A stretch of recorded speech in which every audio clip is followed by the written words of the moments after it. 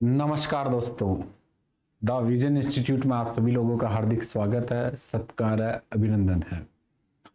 Political geography की जो sequence चल रही है अपने, उस सीक्वेंस में पॉलिटिकल ज्योग्राफी का डेवलपमेंट को अपन पढ़ चुके हैं, एसबी जोन्स को अपन पढ़ चुके हैं।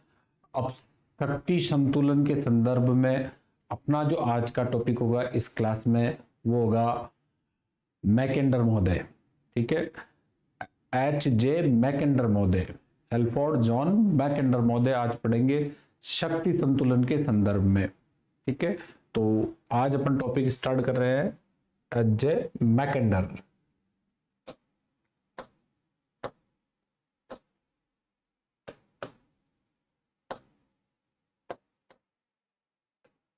हेल्फोर्ड जॉन मैकेंडर।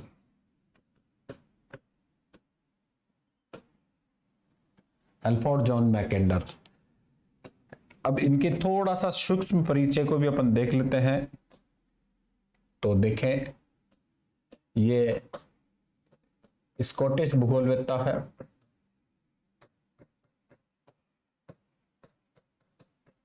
स्कॉटलैंड के स्कॉटिश भूगोलवेत्ता है। इनका जो योगदान है वो योगदान राजनीतिक भूगोल में रहा है, पॉलिटिकल ज्योग्राफी में। राजनीतिक भूगोल में इनका महत्वपूर्ण योगदान रहा है।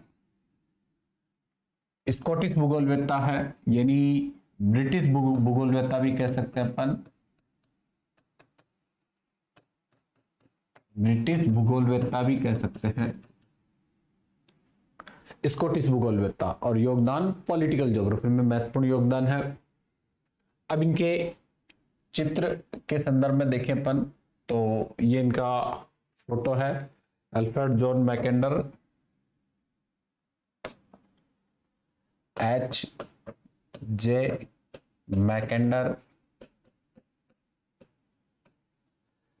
इनकी पर्सनालिटी के बारे में देखें अपन, व्यक्तित्व के बारे में, तो ये British parliament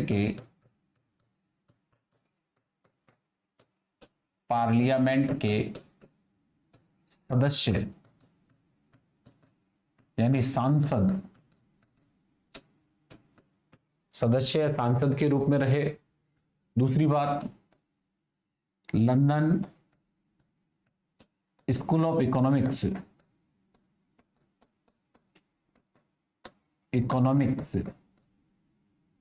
London school of economics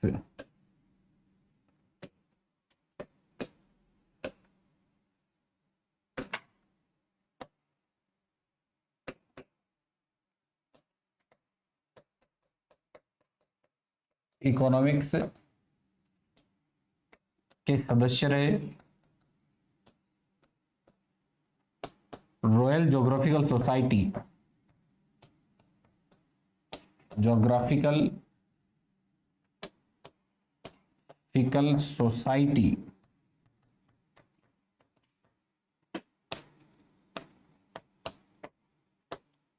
के उपाध्यक्ष रहे। इसी क्रम में लिखे अपन तो ऑक्सफोर्ड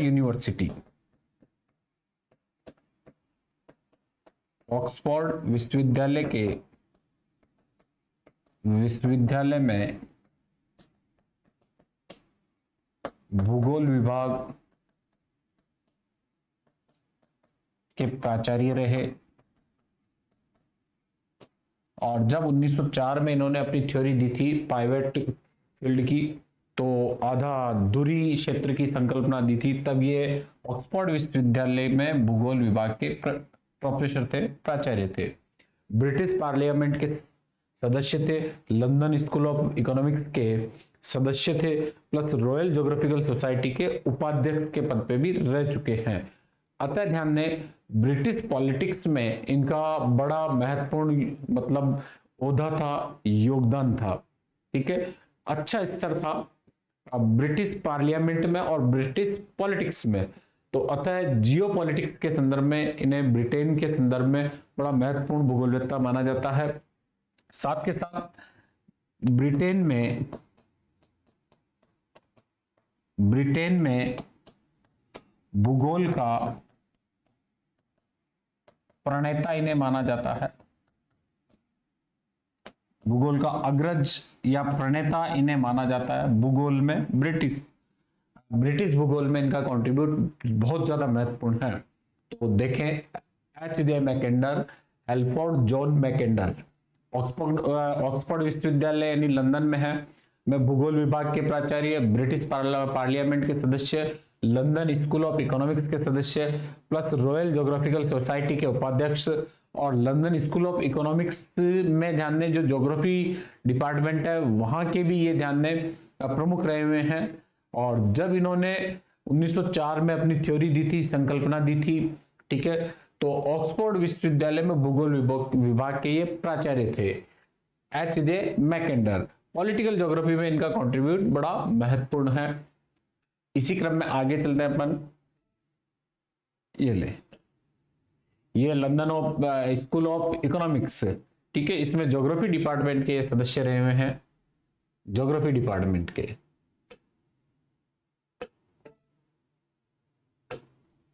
चलिए, तो स्कॉटिश भूगोलवेत्ता और इनका योगदान राजनीतिक भूगोल में है, और ब्रिटेन के संदर्भ में भूगोल के प्रणेता कहलाते हैं। ब्रिटिश भूगोल के प्रणेता कहलाते हैं। काफी बड़ा महत्वपूर्ण इनका कंट्रीब्यूट है, योगदान है। क्लियर। चलिए, हेल्फोर्ड जॉन मैकेंडर का ये तो हो गया एक सूक्ष्म परिचय, ठीक है, इंट्रोडक्शन। अब इनकी संकल्पना के बारे में अपन बात करते हैं, जो मेन आज का टॉपिक है।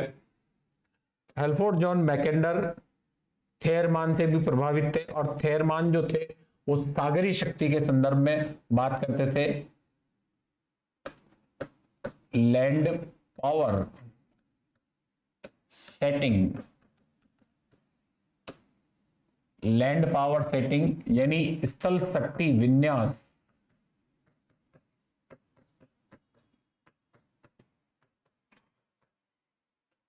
पहला ही सवाल सीधा सीधा यहां मैकेंडर महोदय के संदर्भ में है कि राजनीति भूगोल में इनका कंट्रीब्यूट या योगदान कौन सी शक्ति के बारे संदर्भ में है, कि हवाई शक्ति के बारे में है, सागरीय शक्ति के बारे में है, या स्थल शक्ति के बारे में है।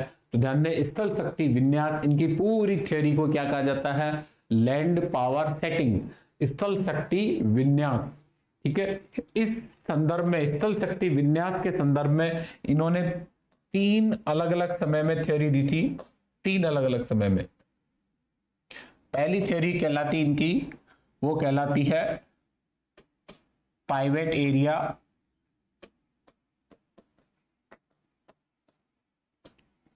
दूरी क्षेत्र। दूसरी हार्टलैंड,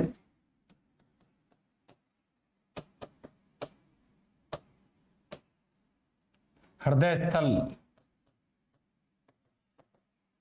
स्थल संकल्पना। और तीसरी थ्योरी इनकी कहलाती है मिडलैंड बेसिन,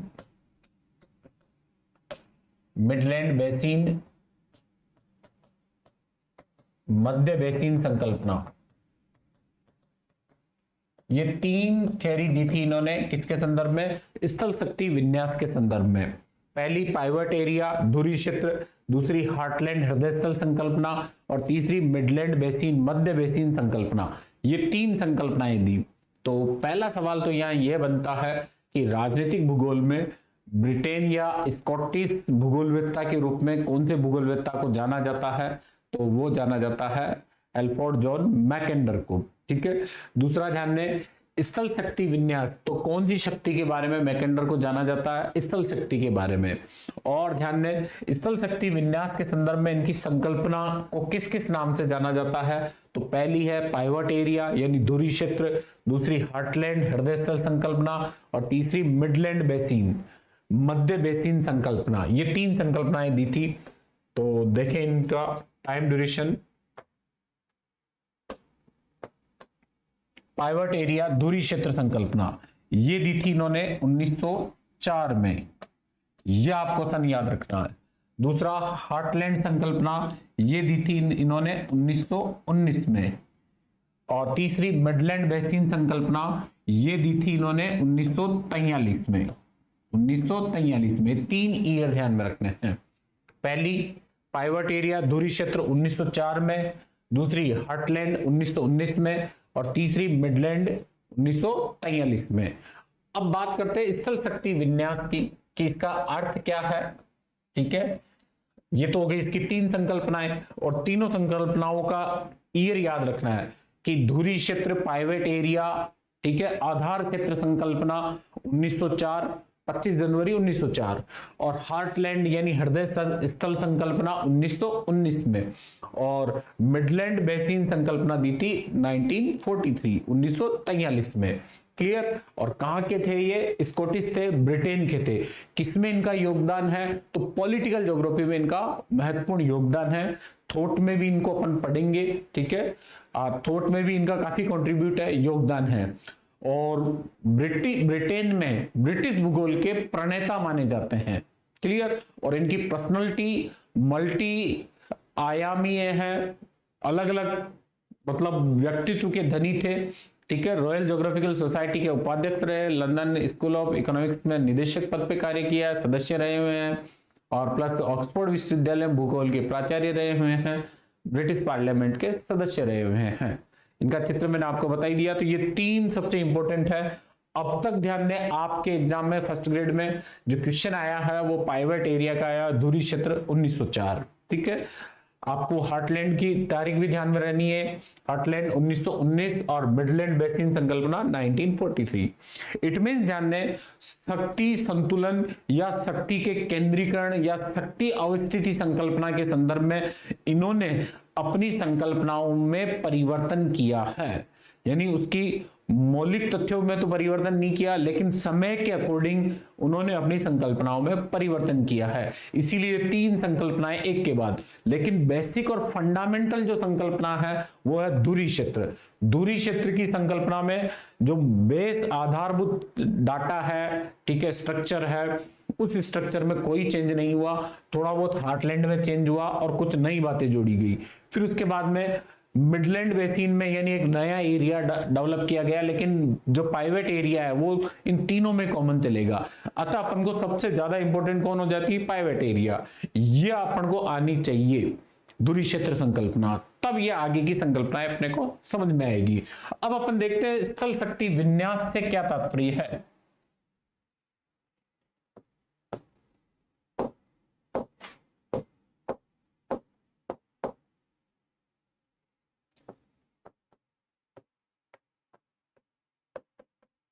स्थल शक्ति विन्यास,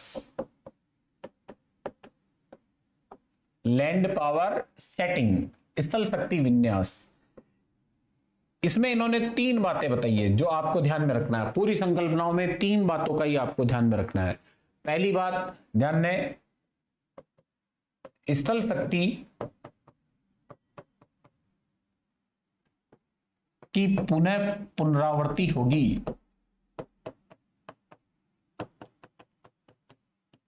ये इन्होंने कहा था कब? 1904 में।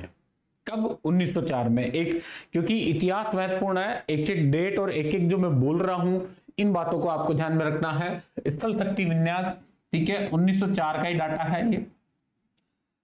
स्थल शक्ति की पुनः पुनरावृत्ति होगी, यानी ध्यान दें जो प्राचीन काल में शक्तिशाली स्थलीय शक्तियां थी वही वापस पुनरावृत्ति होगी, जीवित होगी। दूसरी बात ध्यान दें, यह संकल्पना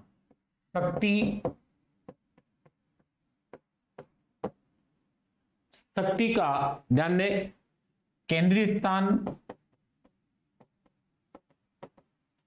या अवस्थिति से संबंधित है, लोकेशन से संबंधित है कि शक्ति कहां है। अब इसको इस तरीके से समझना, थोड़ा सा इस तरीके से समझना कि कोविड काल चला अभी, और कोविड काल में सबसे शक्तिशाली देश के रूप में कौन उभरा? चीन उभरा, क्योंकि कोरोना भी वहीं से फैला, और प्लस उसके बाद इंस्ट्रूमेंट्स की सप्लाई भी चाइना से की गई। क्लियर। तो एक शक्तिशाली देश जो पैसिफिक कोस्ट पे है और एशियाई कंट्री है जो आज के इस टाइम ड्यूरेशन में पावर का सबसे बड़ा केंद्र है वो एक चाइना है, ठीक है। चाइना की शक्ति के आगे आप देख सकते हो यूएस भी थोड़ा सा पीछे खिसक गया, बैकफुट में चला गया, ठीक है। तो यहां देखना केंद्रीय स्थान अवस्थिति यानी शक्ति कौन से केंद्रीय स्थान में रहेगी, और वो भी कौन सी, स्थल शक्ति। पहली लाइन में क्या कह रहा है कि स्थल शक्ति की पुनः पुनरावृत्ति होगी, ये समय के संदर्भ में कह रहा है 1904 के संदर्भ में। 1904 में ध्यान दें, 1904 के टाइम में ब्रिटेन बहुत शक्तिशाली था, ब्रिटेन के पास क्या थी, जल शक्ति थी, और खुद मैकेंडर महोदय कहां के थे, ब्रिटेन के थे। अतः उन्होंने जितनी भी संकल्पनाएं दी थी वो ब्रिटेन की सरकार को, ब्रिटेन के राजनेताओं को, ब्रिटेन के विद्वानों को सचेत करने के लिए संकल्पनाएं दी थी कि ध्यान दो स्थल शक्ति वापस डेवलप हो रही है और जल शक्ति, क्योंकि ब्रिटिश बेड़ा जहाजी बेड़ा सबसे ज्यादा ताकतवर था, ठीक है। तो यहां एक बात आपको ध्यान में रखनी है कि स्थल शक्ति की पुनः पुनरावृत्ति होगी। शक्ति केंद्रीय स्थान या अवस्थिति, पूरी संकल्पनाओं में शक्ति का केंद्रीय स्थान या अवस्थिति कहां होगी इसका निर्धारण, और शक्ति का केंद्रीय स्थान या अवस्थिति क्या होगी, कहां या क्या, कौन से स्थान के संदर्भ में होगी। स्थान का ध्यान रखना है क्योंकि ज्योग्राफी चल रही है, लोकेशन थ्योरी है ये भी, ठीक है। जैसे अपन क्रिस्टालर को पढ़ते हैं, वेबर को पढ़ते हैं, अगस्त लोस को पढ़ते हैं, ठीक है, उन्होंने भी ध्यान दें स्थान के संदर्भ में दी थी, लोकेशन के संदर्भ में। तो इन महोदय ने भी जो थ्योरी दी है कि जो स्थल शक्ति है उसका केंद्रीकरण कहां होगा, इन तीनों संकल्पनाओं में इसी की बात की गई। तो पहली बात ध्यान दें कि स्थल शक्ति की पुनः पुनरावृत्ति होगी, दूसरी बात शक्ति का केंद्रीय स्थान या अवस्थिति कहां होगी इसका निर्धारण इन संकल्पनाओं के माध्यम से किया, ठीक है, स्थल शक्ति विन्यास के संदर्भ में। तीसरी बात, इन्होंने अपनी संकल्पनाओं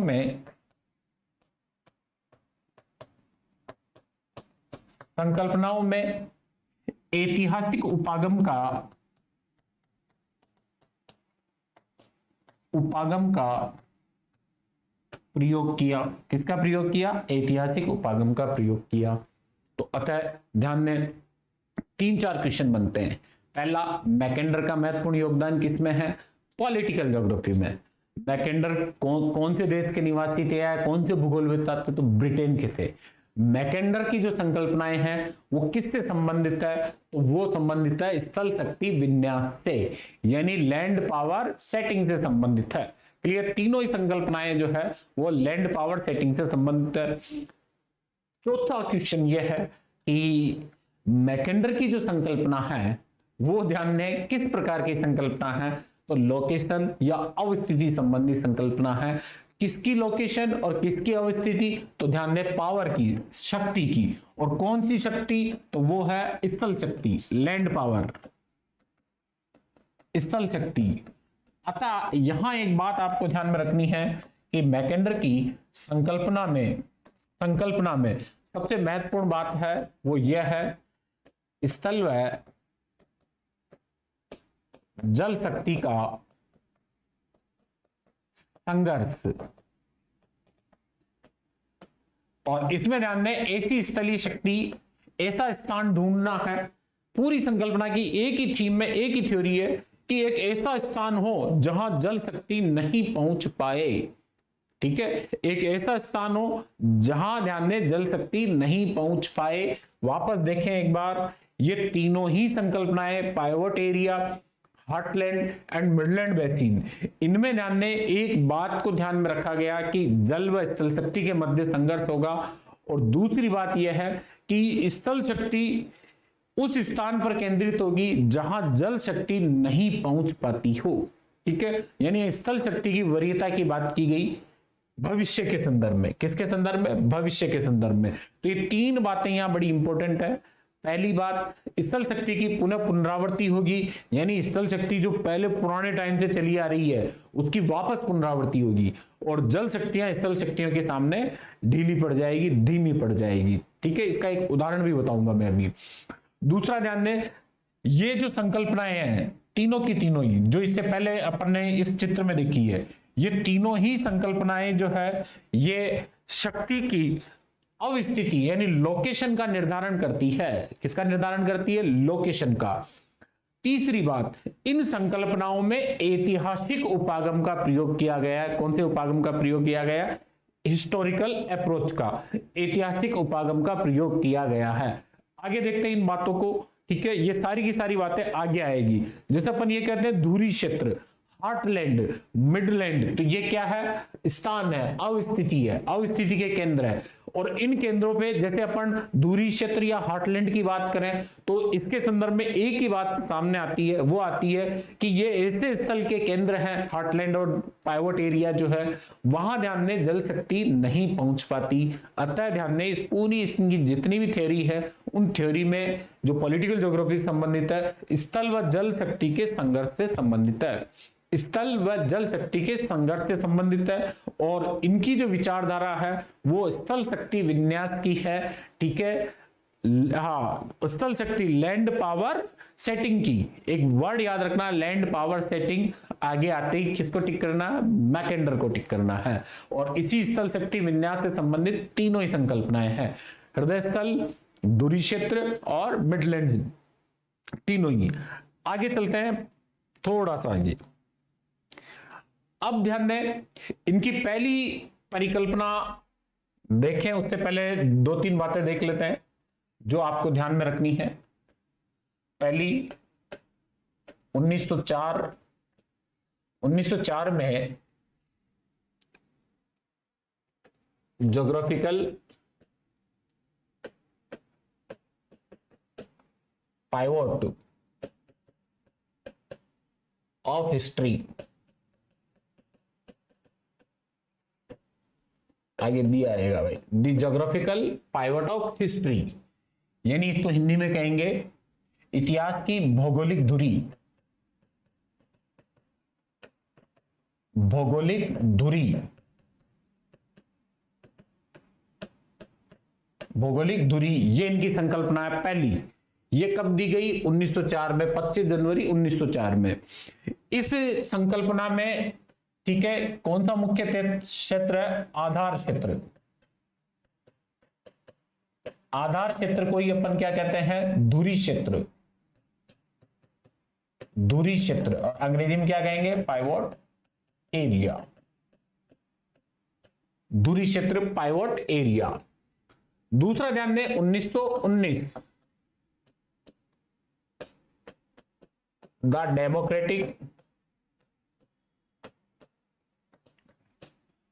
डेमोक्रेटिक आइडिया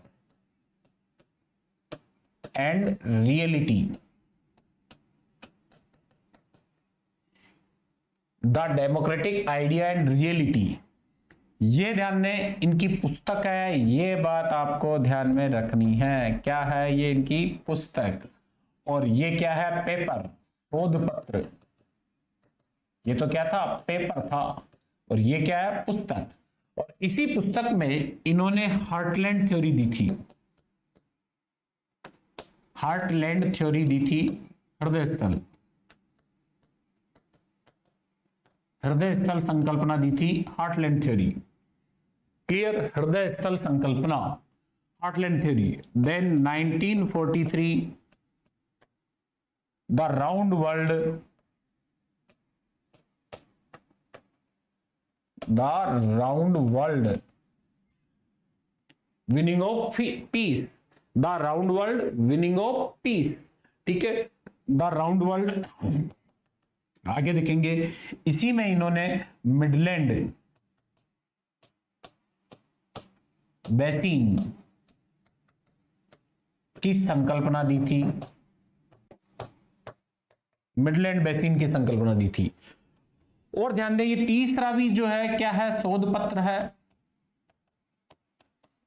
तो यहां एक इंपॉर्टेंट क्वेश्चन ये बन जाता है कि मैकेंडर की पुस्तक का नाम क्या है? तो the democratic idea and reality, the democratic idea and reality, ठीक है। लोकतांत्रिक विचार और वास्तविकता। क्लियर? ये बड़ा इंपॉर्टेंट है, वेरी वेरी इंपॉर्टेंट है। तो वापस ध्यान दें, मैकेंडर स्कॉटिश भूगोलवेत्ता है, राजनीतिक भूगोल में इनका योगदान है और इनका व्यक्तित्व बहुआयामी व्यक्तित्व है। क्लियर? और आगे ध्यान दें इन्होंने शक्ति विन्यास, वो भी स्थल शक्ति विन्यास के संदर्भ में अपनी 3 संकल्पनाएं दी थी। और तीनों में ध्यान दें इन पेपर और प्लस बुक का ध्यान रखना है कि the geographical pivot of history, इतिहास की भौगोलिक दूरी, ये एक इनका शोध पत्र है जो सबसे ज्यादा पॉपुलर हुआ था, ठीक है। और इसी में ध्यान दें पाइवेट एरिया की संकल्पना दी थी। फिर आती है हार्टलैंड थ्योरी। हार्टलैंड थ्योरी जो है वो 1919 में दी गई थी। कब दी गई थी? 1919 में। और हार्टलैंड थ्योरी 1919 में ये एक पॉपुलर थ्योरी है जो आज भी मानी जाती है बहुत से संदर्भों में, ठीक है, हालांकि इनकी आलोचना भी है। और फिर तीसरा है द राउंड वर्ल्ड, ठीक है, the round world winning of piece. तो ये एक शोध पत्र है जो 1943 में दिया गया। कब दिया गया? 1943 में। अब आपको इसको पढ़ने से पहले ये ध्यान में होना चाहिए कि इसने अप्रोच कौन सी काम में ली। तो इसने अप्रोच काम में ली थी, मैकेंडर महोदय ने वो ली थी ऐतिहासिक उपागम का प्रयोग किया था, यानी हिस्ट्री में घुस के और अपनी संकल्पनाएं दी थी। इतिहास में घुस के इतिहास के दृष्टांतों का ध्यान में प्रामाणिक रूप से प्रयोग किया गया और देन उसके बाद ये संकल्पनाएं दी थी। तो अभी तो सिर्फ अपन इंट्रोडक्शन की बात कर रहे हैं, सिर्फ परिचय की बात कर रहे हैं, क्लियर। अब आपको इतिहास में एंटर करना है। दो बातें हैं इनको सीखने के लिए, मैकेंडर महोदय को सीखने, एक तो इतिहास की नॉलेज होनी चाहिए और एक मानचित्र कला का ज्ञान होना चाहिए, यानी क्षेत्रों के बारे में ध्यान होना चाहिए। ये क्लास जब भी आप देखो, ठीक है, अब जैसे इसके बाद तो जब भी इस क्लास को देखो तो एक मानचित्रावली आपके सामने होनी चाहिए ताकि आपको पता चल जाए कि किसको तो ध्यान दें ध्रुवीय क्षेत्र कहा गया, किसको आउटर क्रिसेंट कहा गया, किसको इनर क्रिसेंट कहा गया, विश्व द्वीप में कौन कौन सा एरिया जाते हैं, ठीक है, विश्व महासागर क्या है, ये चीजें जो है ये आपको समझ में आ जाए, क्लियर। तो यहां इतिहास में आपको एंटर करना, थोड़ा सा देखें 1904 के समय जब the geographical pivot of history ये शोध पत्र पढ़ा गया था, उस समय ध्यान दें रूस व जापान के मध्य संघर्ष की स्थिति थी। रूस व जापान के मध्य संघर्ष की स्थिति थी, ठीक है। और इसमें ध्यान दें 1905 में जापान विजय रहा था। कौन विजय रहा था? जापान। और रूस क्या है? हार गया था, ठीक है। तो पहली 1904 में जब ये थ्योरी दी थी, शोध पत्र पढ़ा गया था, उस समय ध्यान दें रूस व जापान के मध्य संघर्ष की कंडीशन थी। दूसरा the democratic idea and reality, इस समय ध्यान दें वर्साई की संधि का समय था, यानी प्रथम विश्व युद्ध समाप्त होने वाला था। प्रथम विश्व युद्ध के अंतिम समय में,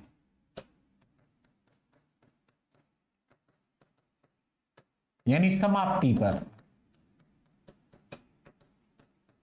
और प्रथम विश्व युद्ध के बाद में संधि कौन सी हुई थी? वर्साई की संधि हुई थी। और आप लोग जानते हो कि जर्मनी के लोग यानी कार्ल होशोपर जिसे भू राजनीति का जनक तो नहीं कह सकते जनक तो नहीं कह सकते, लेकिन प्रणेता माना जाता है, मुख्य भूगोल विद्वान माना जाता है। मीन कैम्प इसकी पुस्तक है।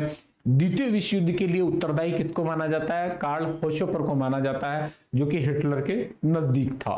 कार्ल होशोपर किससे प्रभावित था? ठीक है, स्पाइकमैन और कार्ल होशोपर। अगर कहीं भी कोई भी क्वेश्चन आता है इस प्रकार का कि स्पाइकमैन और कार्ल होशोपर कौन से भूगोलवेत्ता से प्रभावित थे, तो ध्यान दें वो मैकेंडर से प्रभावित थे। किससे प्रभावित थे? मैकेंडर से। तो यहां ध्यान रखना कार्ल होशोपर भू राजनीति के संदर्भ में जाना जाता है, जिसके कारण द्वितीय विश्व युद्ध हुआ। कौन सा विश्व युद्ध हुआ? द्वितीय। तो प्रथम विश्व युद्ध के अंतिम समय या समाप्ति पर 1919 में, ठीक है, the democratic idea and reality, इस पुस्तक बोला मैंने, इससे पहले क्या था? थीसिस पेपर था, और ये क्या है? पुस्तक है। अब इसी क्रम में द राउंड वर्ल्ड, ठीक है, the round world winning of the peace. तो ये जो शोध पत्र है ये 1943 यानी द्वितीय विश्व युद्ध कार्यरत था। सेकेंड वर्ल्ड वॉर, द्वितीय विश्व युद्ध कार्यरत था।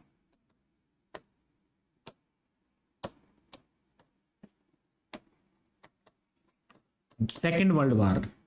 तो आप सोच सकते हो कि इन्होंने अपनी जो शक्ति संतुलन, शक्ति के संदर्भ में जो संकल्पनाएं दी है, वो कौन कौन से समय में दी है और इनको जगह जगह इनको परिवर्तन करना पड़ा है।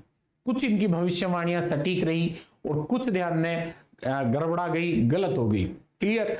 तो ये आपको इन तीनों के समय देखना है कि the geographical pivot of history, इतिहास की भौगोलिक दूरी, रूस व जापान संघर्ष का समय था और कोरिया और मंचूरिया क्षेत्र में जापान की सेनाएं काफी एंटर तक चली गई। ठीक है, मंचूरिया आज की तारीख में कहा है? चीन में, और कोरिया स्वतंत्र प्रायद्वीप है, पीला सागर का क्षेत्र है। और प्रथम विश्व युद्ध के अंतिम समय में the democratic idea and reality यानी हार्टलैंड की संकल्पना दी गई थी। पूछा जा सकता है, रिचर्ड हार्टस्टोन का क्वेश्चन आया हुआ है कि द्वितीय विश्व युद्ध के से पहले कौन सा विद्वान था जिसने सीमाओं का निर्धारण किया था? ऐसा सवाल आ चुका है, अतः इनको बड़े सावधानी से, सबसे मेन पार्ट है। अब आप देख सकते हो इसमें यहां ये क्वेश्चन आया अब तक आपके फर्स्ट ग्रेड में, पाइवट एरिया, दूरी क्षेत्र किसकी संकल्पना है? मैकेंडर की है। क्लियर? ये क्वेश्चन आया हुआ है इन बोर्ड में से, जो ये लिस्ट चल रही है इन्हीं में से क्वेश्चन आएगा। ठीक है, और ये बड़ा इंपॉर्टेंट है, तो आपको इसको सावधानी से याद करना है। तीनों बातें, the geographical pivot of history, रूस जापान संघर्ष, प्रथम विश्व युद्ध के अंतिम समय और समाप्ति पर the democratic idea and reality, और द्वितीय विश्व युद्ध जब कार्यरत था तब the round world winning of the space, Midland जो थ्योरी है, बेसिन की संकल्पना है, शोध पत्र है, ये 1943 में। अब अपन क्या करेंगे, अब आगे थोड़ा सा यहां ध्यान रखे और सुनना कि अभी अपन पढ़ेंगे इस वाली क्लास में, वो पढ़ेंगे the geographical pivot of history. ठीक है, 1904 की संकल्पना, इसको अपन पढ़ेंगे। अप्रोच जो इस्तेमाल करेंगे वो अप्रोच इस्तेमाल करेंगे ऐतिहासिक उपागम। और पढ़ क्या रहे हैं ये भी देख लो, पढ़ ये रहे हैं कि मैकेंडर स्थल शक्ति का केंद्र किसको मानता है भविष्य के संदर्भ में, ये चीज पढ़ रहे हैं अपन। ठीक है, कि मैकेंडर ये कह रहा है कि 1904 के बाद में कि आने वाले समय में स्थल शक्ति का एक बड़ा केंद्र बनेगा। कहां बनेगा वो अपन इस संकल्पना में देखेंगे। क्लियर? तो चलिए आगे, यहां अपन पहली संकल्पना इस क्लास में, फिर आगे की क्लास में ये संकल्पनाएं लेंगे। 1904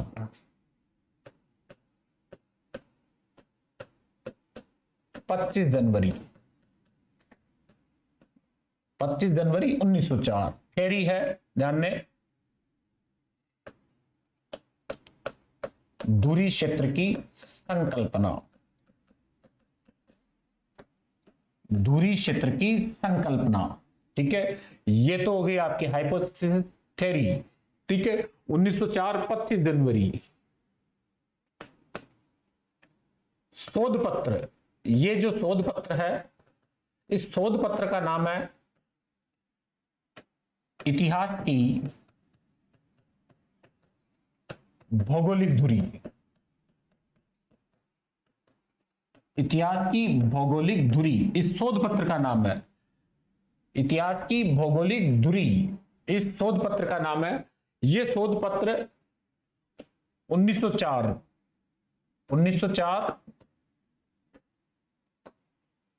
25 जनवरी 1904 को रॉयल ज्योग्राफिकल सोसाइटी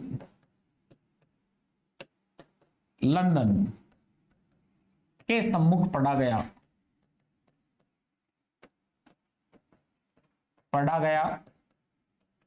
कब? 1904 में।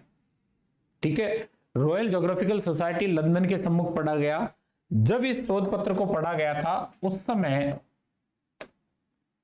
इस समय ध्यान में, मैकेंडर जो थे, वो मैकेंडर महोदय ऑक्सफोर्ड यूनिवर्सिटी में, ऑक्सफोर्ड विश्वविद्यालय में, ऑक्सफोर्ड विश्वविद्यालय में भूगोल विभाग में रीडर के पद पर कार्यरत थे। रीडर के पद पर कार्यरत थे।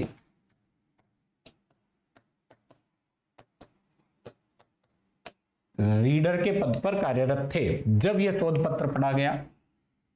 अब देखिए, इस शोध पत्र का उद्देश्य क्या था, तो देखें, इस शोध पत्र का यह उद्देश्य था, 1904 का टाइम था, तो मैकेंडर महोदय ये कह रहे थे कि भविष्य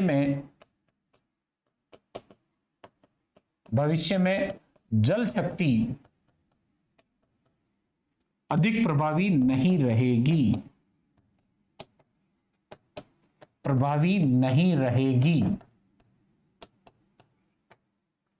अधिक प्रभावी नहीं रहेगी। कौन? जल शक्ति अधिक प्रभावी नहीं रहेगी। ये तो किन्होंने कहा? मैकेंडर ने। अब इनका रिएक्शन वर्ल्ड लेवल पे क्या आया इस शोध पत्र के बाद? तो रिएक्शन में देखो ध्यान से, रिएक्शन में 3 प्रमुख क्षेत्र देखें। पहला ब्रिटेन, दूसरा जर्मनी और तीसरा यूएस। यूएस में ध्यान दें, जल शक्ति की संकल्पना, यूएस में जल शक्ति की संकल्पना थेयर महान ने, टी महान, पहले से ही दे रखी थी। अतः यूएसए की नेवी जो है, नेविगेशन, वो अधिक एक्टिवेट हो गया इस संकल्पना के बाद, अधिक प्रभावी कार्यरत हो गया,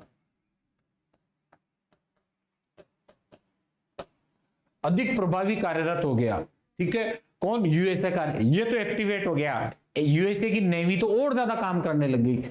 बोले ये क्या शोध पत्र में क्या आ गया कि स्थल शक्ति ही महत्वपूर्ण है, जल शक्तियां महत्वपूर्ण नहीं है। तो कौन सी देश की नेवी ने अपने आप को तैयार कर लिया? वो कर लिया यूएसए की नेवी ने। क्लियर? अब देखिए ध्यान से, जर्मनी आप मानचित्र में देख सकते हो। किसमें? मानचित्र में। ये मानचित्र में चलते हैं अपन।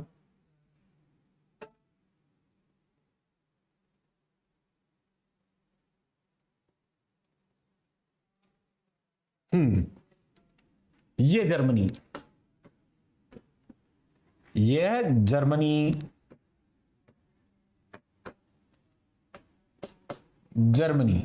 और ये अपर पार्ट में जो है बाल्टिक सागर, ये बाल्टिक सागर।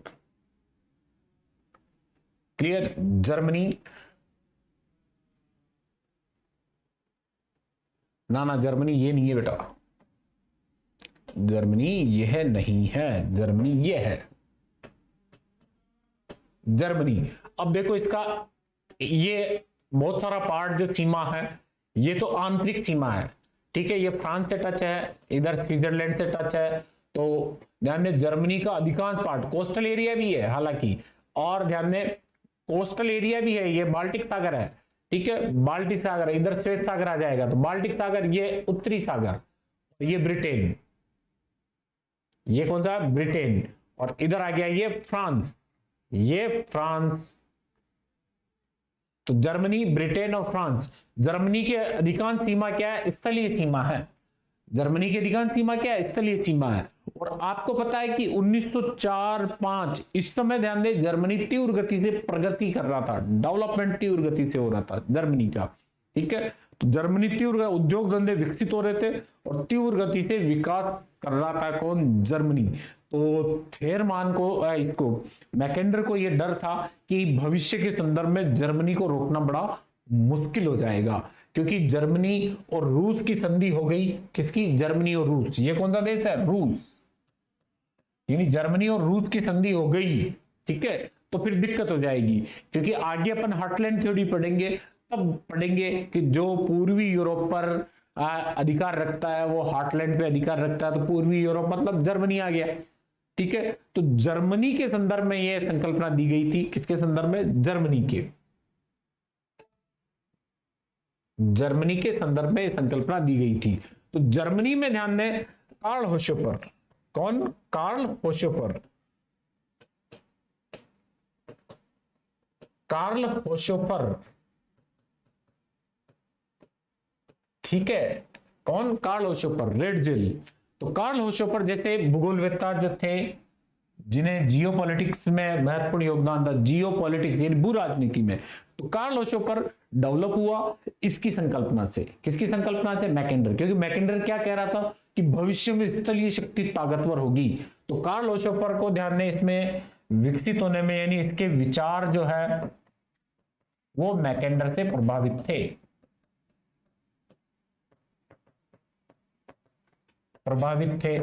अतः देखिए जर्मनी में तो प्लस वृद्धि हुई और यूएस में भी प्लस वृद्धि हुई, लेकिन मैकेंडर ने ये जो संकल्पनाएं दी, ये किसके लिए दी थी? ब्रिटेन के लिए दी थी। ब्रिटेन की क्या जल शक्ति बड़ी मजबूत थी, ठीक है। उस मजबूत जल शक्ति को ये बता रहे हैं कि भविष्य में स्थल शक्ति मजबूत हो जाएगी, यानी कुछ कर लो, कुछ सुधार लो। अतः ध्यान दें ब्रिटेन ने मैकेंडर की संकल्पनाओं पर ध्यान नहीं दिया,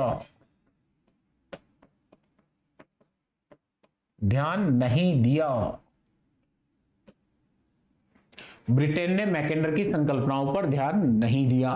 तो यहां ध्यान दें, वापस देखें कि भविष्य में जल शक्ति अधिक प्रभावी नहीं रहेगी। ये जो विचार दिया, इस विचार से 3 देश जो उस समय ध्यान दें शक्तिशाली थे, पावर के रूप में माने जाते थे, उन देशों के में क्या क्या इफेक्ट हुआ वो देखें कि ब्रिटेन ने तो इस पर ध्यान दिया नहीं, जिसको देना चाहिए, जिसके लिए कहा गया उसने ध्यान दिया नहीं।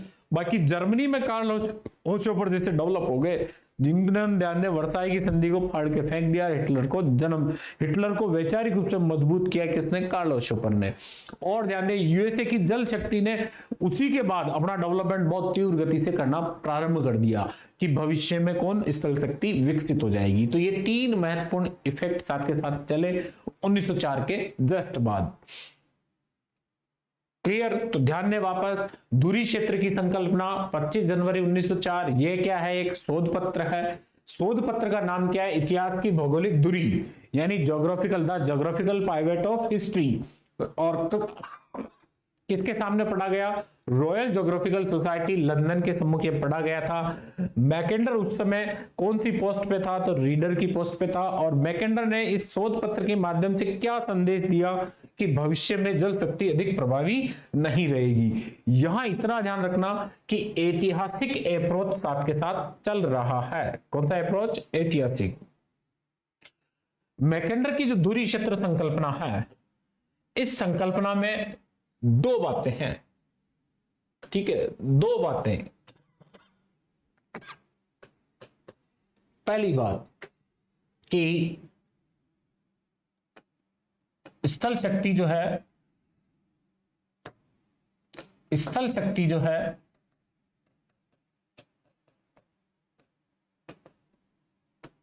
की स्थिति का, लोकेशन का निर्धारण भविष्य के संदर्भ में महत्वपूर्ण होगा। भविष्य के संदर्भ में महत्वपूर्ण होगा। भविष्य के संदर्भ में महत्वपूर्ण होगा। पहली बात तो ये, यानी स्थल शक्ति ही सब कुछ होगी, ठीक है। दूसरी बात, जल शक्ति से यह केंद्र, लोकेशन का, ठीक है, अवस्थिति का केंद्र। कौन सी अवस्थिति का? स्थल शक्ति की अवस्थिति का केंद्र। अवस्थिति का केंद्र जो है वह अभेद्य रहेगा,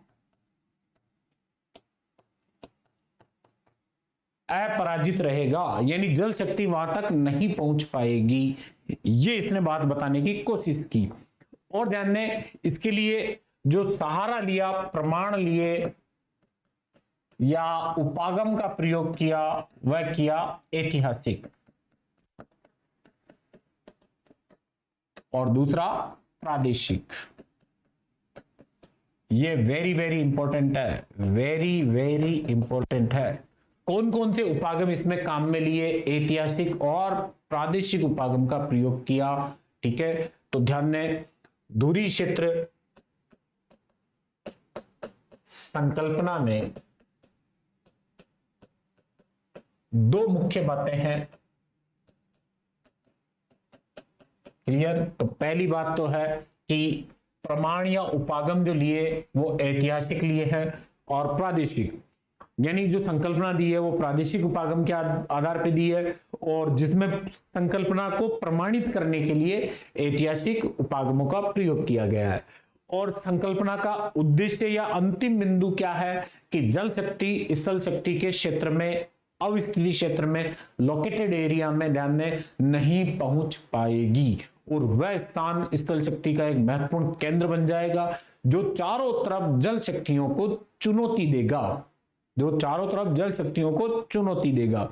ठीक है, ये दो मुख्य बातें थी। क्लियर। अब आगे चलते हैं ऐतिहासिक उपागम के बारे में, तो थोड़ा सा आगे डिस्कशन करते हैं। आप मानचित्र में देखें पहले कि वो क्या कहता है। ये अफ्रीका महाद्वीप, अफ्रीका, और ये अकाबा की खाड़ी और अरब प्रायद्वीप, और ये सिनाई प्रायद्वीप, तो इधर ये आ गया अफ्रीका महाद्वीप,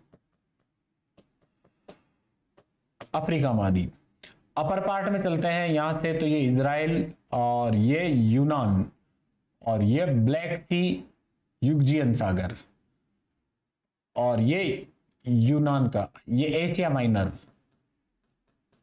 एशिया माइनर यानी टर्की, और ये क्षेत्र अरब, सऊदी अरब, और ये भूमध्य सागर, ये इटली, इटली,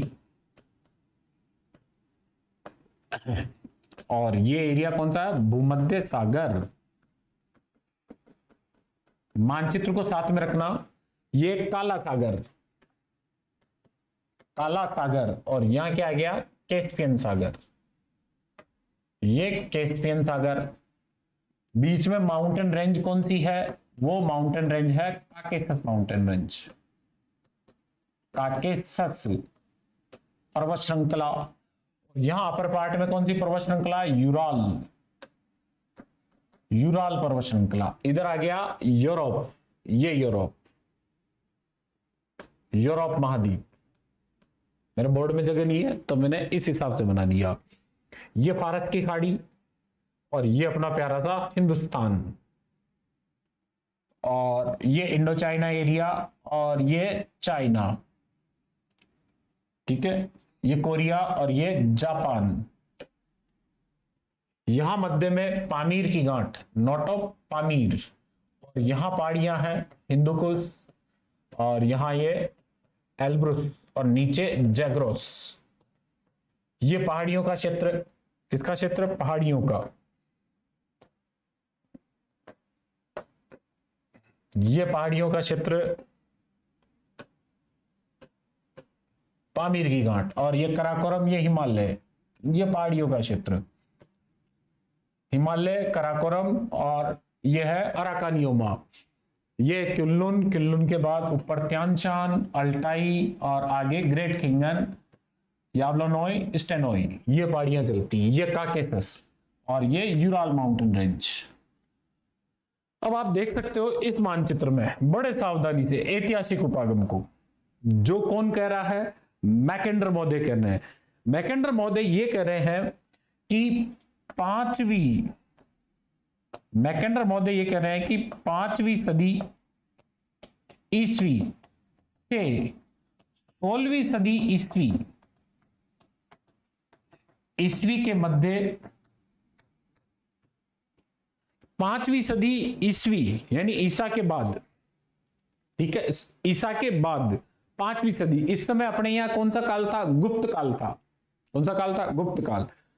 उस सदी से लेकर 16वीं सदी ईस्वी के मध्य एशिया के जो ग्रासलैंड एरिया है, इस ग्रासलैंड क्षेत्र से यूरोप में लगातार आक्रमण हुए हैं। इस ग्रासलैंड एरिया को क्या कहा जाता है, स्टेपीज।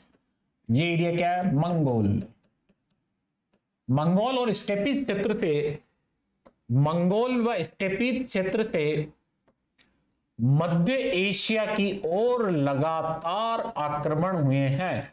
कब से कब तक, 5वीं ईस्वी से 16वीं सदी के मध्य लगातार आक्रमण हुए हैं। यानी कोलंबस युग के अंत तक, कोलंबस युग के अंत तक, यानी जब तक यूरोप जो है जल शक्ति नहीं बना ताकतवर, तब तक मध्य एशिया से यूरोप की ओर लगातार एक के बाद एक अटैक हुए हैं। ये अटैक किनके थे? तो ये अटैक थे उन लोगों के, ठीक है, कज्जाक लोगों के, उन कज्जाक, मंगोल, इन लोगों के लगातार अटैक चले हैं, ठीक है। और ये मध्य एशिया से किधर की ओर थे? यूरोप की ओर। अपन ये देख सकते हैं चंगेज खान को, तैमूर लंग को। चंगेज खान जहां जहां गया, अपन इतिहास को जानते हैं, कुत्ते को भी उसने जिंदा नहीं छोड़ा, ठीक है। चंगेज खान मंगोल से स्टार्ट हुआ था और ये यूरोप की ओर भी गया, और ये मेडिया मतलब ईरान की ओर भी आया था।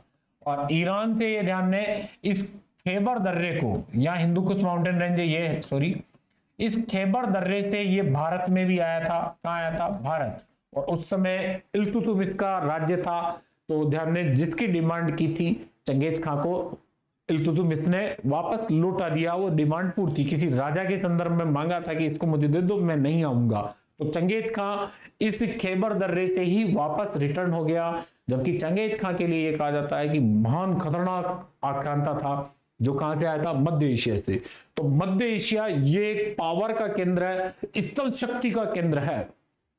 यही तो वैकेंडर कह रहा है। उपागम कौन सा ले लिया? ऐतिहासिक उपागम ले लिया, ठीक है। और प्रादेशिक, ये देखो प्रदेश चल रहा है कि एक स्थान से दूसरे स्थान पर गया। तो उसने अपनी थ्योरी के उपागम कौन से लिए? एक तो लिया इतिहास की बात की, दूसरा क्या लिया? वो लिया, ध्यान दें, उपागम के संदर्भ में वो लिया अपना प्रादेशिक उपागम। तो मध्य एशिया से किधर की ओर गया? यूरोप की ओर, ठीक है। स्टेपीज और मंगोल क्षेत्र जो घास का मैदान है, यहां से लगातार यूरोप, और ध्यान दें दक्षिणी पश्चिमी एशिया, दक्षिणी पूर्वी एशिया। अब देखो इस एरिया से ये चीन का क्षेत्र भी अप्रभावी नहीं रहा। इसीलिए आपको पता है चीन की दीवार का भी निर्माण किया गया हुणों के आक्रमण के संदर्भ में। तो ध्यान दें चाइना, चीन, भारत, अरब और यूरोप, ये सारे क्षेत्र इस मध्य एशिया के आक्रांताओं से प्रभावित रहे। अपन खुद देख सकते हैं महमूद गजनवी, मोहम्मद गोरी, ठीक है, तैमूर लंग, चंगेज खां, अहमद शाह अब्दाली, बाबर, ये सब इस खैबर दर्रे से आए थे। और खैबर दर्रे से और आए कहां से? मध्य एशिया से। और इन्होंने इस क्षेत्र में आकर अपना जमावड़ा जमाया, ठीक है। तो मैकेंडर यही कह रहा है कि इतिहास में देखें अपन लास्ट लगभग 1100-1200 सालों का इतिहास देखते हैं और वर्तमान तक का भी देखते हैं, तो लगातार अपन ये देखते हैं कि मध्य एशिया से आक्रांता या बर्बर जातियां जो है वो इस मध्य एशिया के चारों ओर के भाग में अटैक करती रही, लेकिन इधर से किसी ने भी अटैक उधर नहीं किया, ठीक है। इन भारत, चीन, अरब या यूरोप से किसी ने भी इस क्षेत्र में उल्टा अटैक नहीं किया। नेपोलियन बोनापार्ट भी गया था, लेकिन नेपोलियन बोनापार्ट जो है काला सागर के और ये यूराल और कैस्पियन इस क्षेत्र में आकर रुक गया, यहीं से वापस रिटर्न हो गया। आगे जाने की हिम्मत नहीं हुई किसकी? नेपोलियन की। क्लियर? तो आप सोच सकते हो कि यहां से अटैक हुए, यहां से अटैक बाहर की ओर हुए, तो इसने ऐतिहासिक उपागम का प्रयोग किया। मैकेंडर महोदय कहते हैं, मैकेंडर महोदय कि 5वीं सदी ईस्वी से 16वीं सदी ईस्वी के मध्य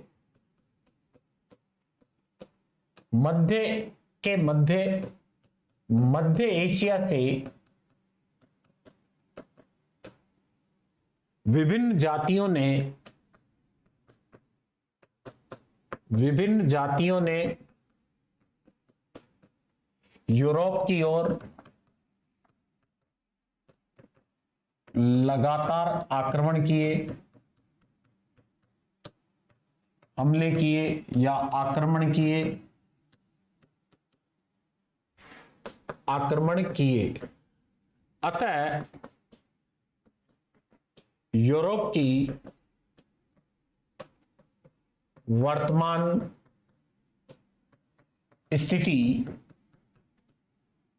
यानी वर्तमान संस्कृति संस्कृति जो है इन हमलों का परिणाम है। इन हमलों का परिणाम है। ये जो आक्रमण है यूरोप, अरब, ईरान, भारत व चीन जो बाह्य क्षेत्र है इस मध्य एशिया के, इन सभी पर हुए, लगातार हुए। ठीक है, परंतु मध्य एशिया में इन क्षेत्रों से कोई आक्रमण नहीं हुआ।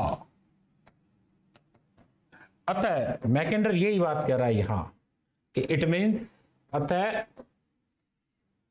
ठीक है, अतः ये जो मध्य एशिया है, ये स्थल शक्ति का केंद्र या दुर्ग या आधार क्षेत्र या हृदय क्षेत्र होगा। बस ये संकल्पना आपकी कंप्लीट कि ये मध्यवर्ती जो क्षेत्र है जहां से बाहर की ओर अटैक हुए हैं, लेकिन बाहर से इन पे कोई अटैक नहीं हुआ।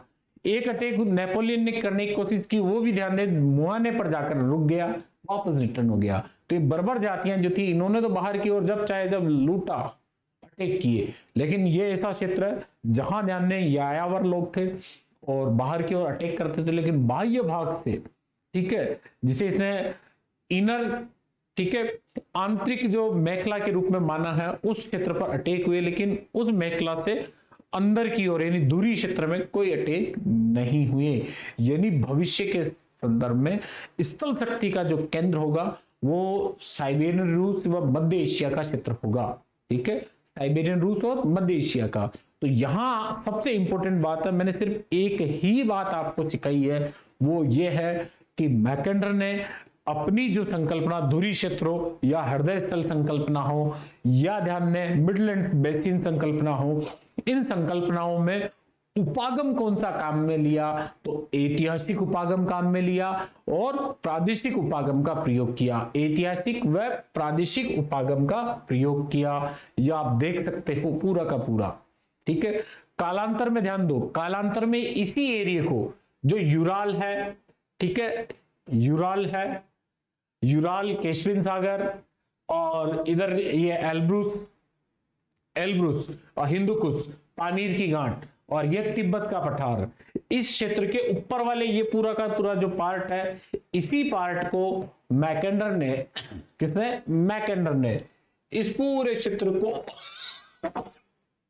धुरी क्षेत्र कहा, पाइवट एरिया। इसी क्षेत्र को क्या कहा, धुरी क्षेत्र कहा।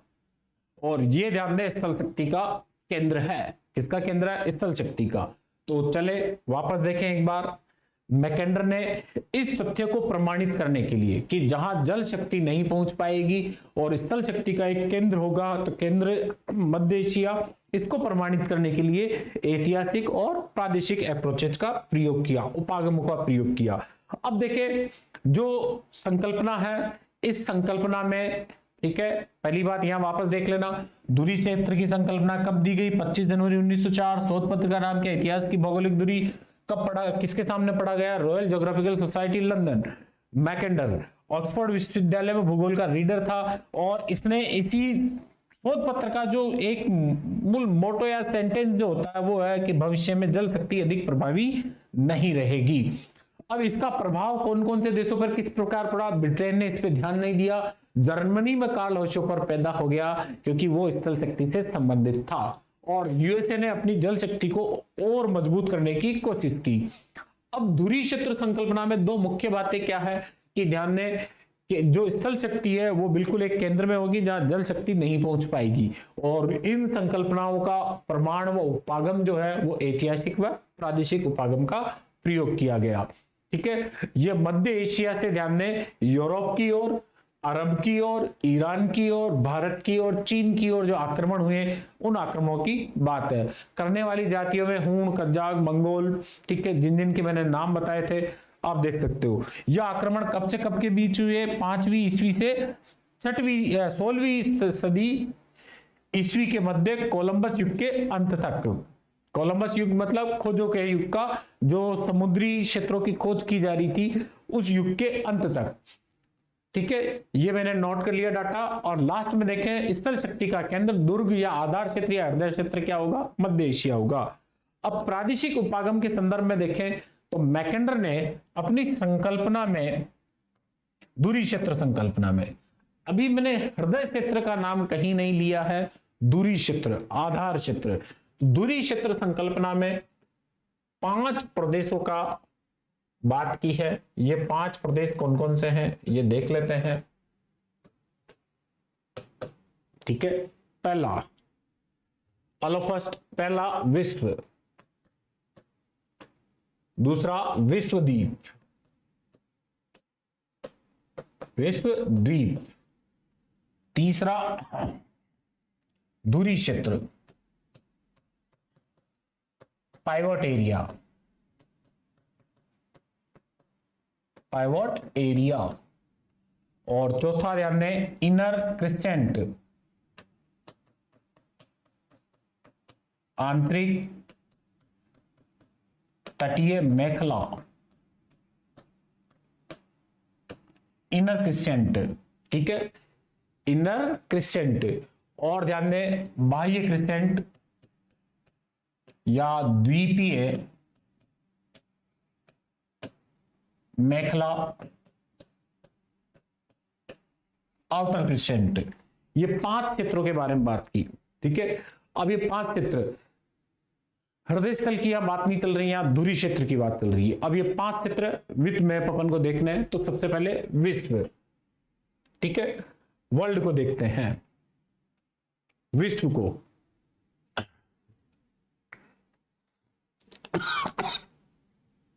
ये अफ्रीका महाद्वीप और ये एशिया महाद्वीप,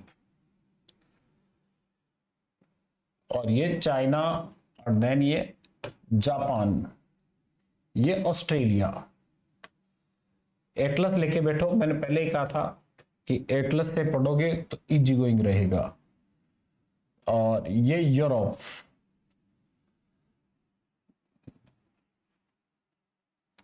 ये यूरोप, और यहां आ गया अपना दक्षिणी अमेरिका, दक्षिणी अमेरिका,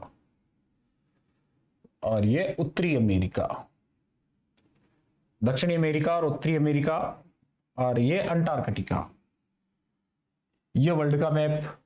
अब विश्व मानचित्र में देखें तो विश्व के बारे में इसने ये बताया कि विश्व में यदि 12/12 भाग हैं, यानी विश्व के 12 भाग हैं, तो उन 12 भागों में से 9 भाग जो है वो जल के हैं। किसके हैं? जल, यानी महासागरों के हैं, महासागरों के हैं। और इन 9 भाग वाले महासागर को क्या कहा गया? विश्व महासागर। विश्व महासागर यानी पृथ्वी के कुल क्षेत्रफल का 9/12 भाग जो है वो विश्व महासागर का है। विश्व महासागर का कितना भाग? 9/12। ठीक है, पृथ्वी के टोटल क्षेत्रफल को 12 भागों में बांट दें तो 12 में से 9 भाग तो किसके हो गए? जल के, महासागर के। और इस 9 भाग वाले महासागर जलीय भाग को क्या कहा गया? विश्व महासागर।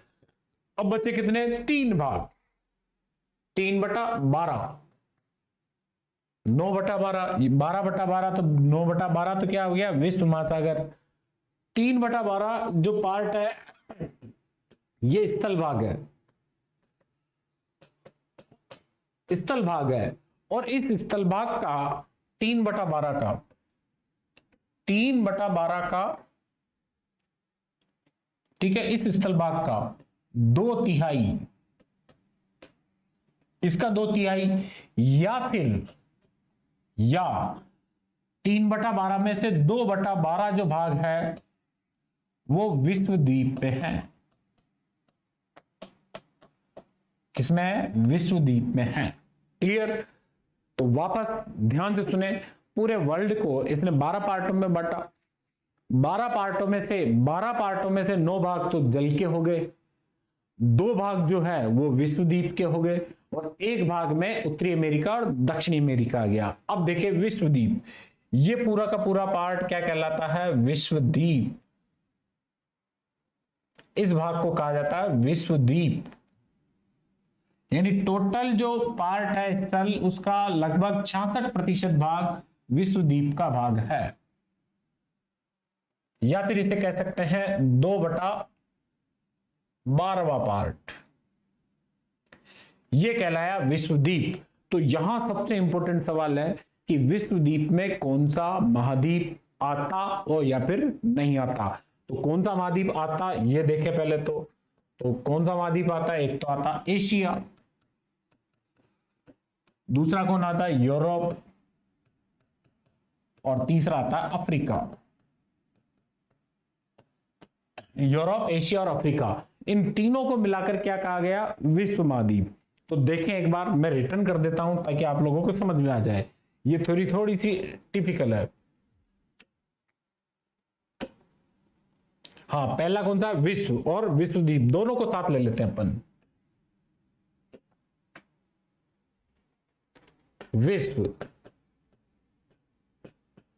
विश्व के कुल भाग के 9/12 भाग में जलमंडल है, जिसे विश्व महासागर कहा गया, जिसे विश्व महासागर कहा गया। क्लियर? अब इसी क्रम में विश्व के कुल भाग के 3/12 भाग को 3/12 भाग में स्थल मंडल है, स्थल मंडल है। इस 3/12 में से, इस 3/12 में से 2/12 भाग विश्व महाद्वीप, वर्ल्ड कॉन्टिनेंट, विश्व महाद्वीप में आता है। किसमें आता है? विश्व महाद्वीप में, विश्व महाद्वीप में आता है।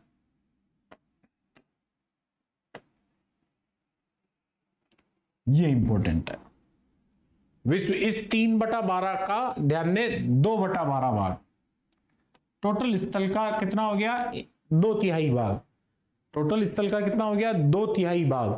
3/12 में से 2/12 भाग विश्व महाद्वीप में आता है, और बच कितना गया? 1/12 भाग में दक्षिणी अमेरिका, उत्तरी अमेरिका, ऑस्ट्रेलिया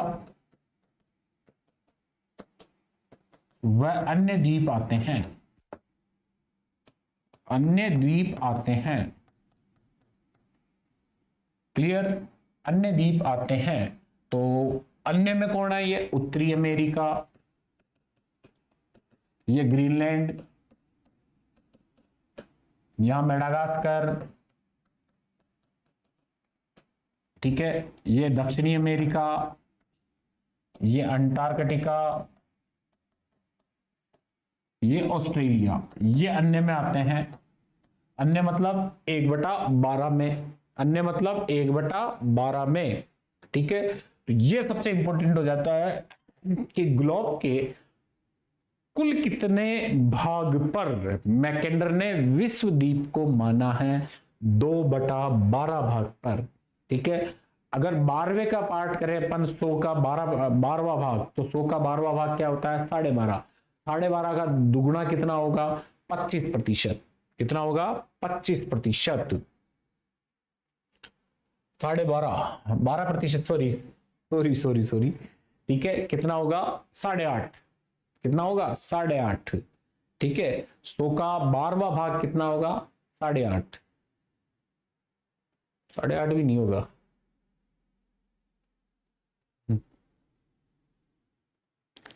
100 का 12वां भाग, ठीक है। तो परसेंटेज में देखें अपन तो 2/12, 3/12, 12%। तो 100 का 12 कितना होगा? 8% ही होगा।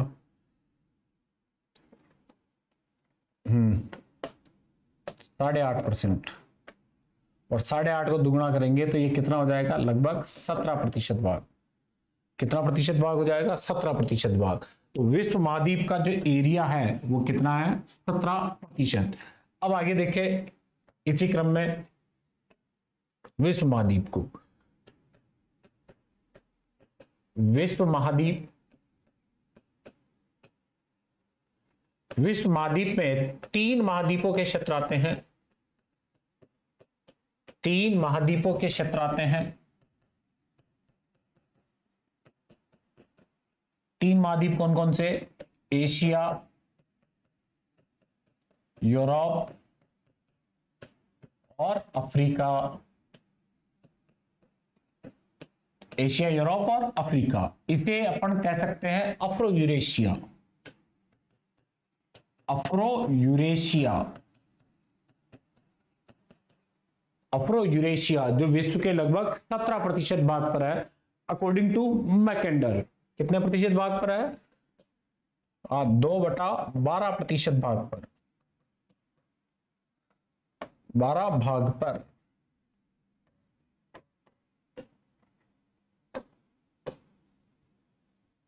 दो बटा 12 यानी 17% भाग पर, 17% भाग पर। क्लियर? अब देखिए एशिया के मध्यवर्ती भाग में दूरी क्षेत्र है। क्या है? Pivot area. इस विश्वद्वीप में क्या है? पाइवोट एरिया है। और ध्यान दें विश्वद्वीप में कुल जनसंख्या का, यह भी इंपॉर्टेंट है, कुल जनसंख्या का 14/16% भाग, 14/16 भाग